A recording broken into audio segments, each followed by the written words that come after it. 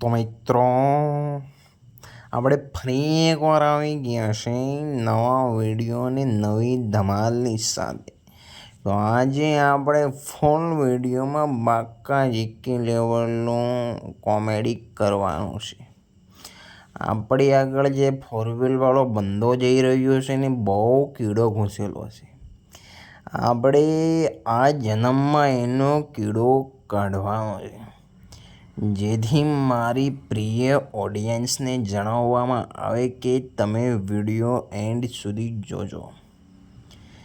એકને એમ કહેવાય કે ગીરની ભેંસો હોય, ગીરની ભેંસો કેવી હોય એના વિશે અમારા મોઢું ધોયા વગરના એક કવિ છે, એનું નામ છે ધોયેલ મૂળો. એની બટેકાની વાર્તામાં લખે છે કે ભેંસ કેને કહેવાય, ભેંસ હોય કેવી, ભેંસનામાં તાકાત કેવી હોય.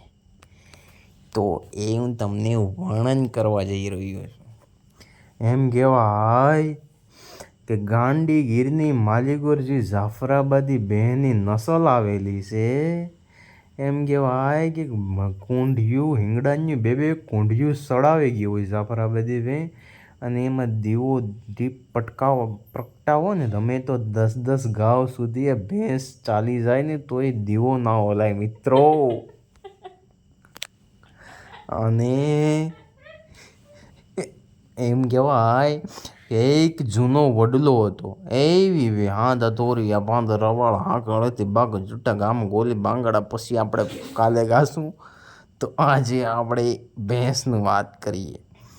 તો ભેંસ એમ કહેવાય કે આમ વડલો એવો વડલો વડવાયું ને એમ કહેવાય કે વડલાની એવી મોટી મોટી ડાળ ને એવી મોટી મોટી જટા ને એની એવો ટાઢો સાયો ઘાટો હીળો ઘાટો ત્રૂડ એનું હીળું એવું મસ્ત લાગે ને. આ હા હા, એમાં વડ ક્યાં એનું થડ છે એ જ ખબર નથી પડતી, એવો વિશાળ વડલો ને બેની નજરમાં સેંડ્યો ને બે ગાંડી તૂર થયો ભાઈ.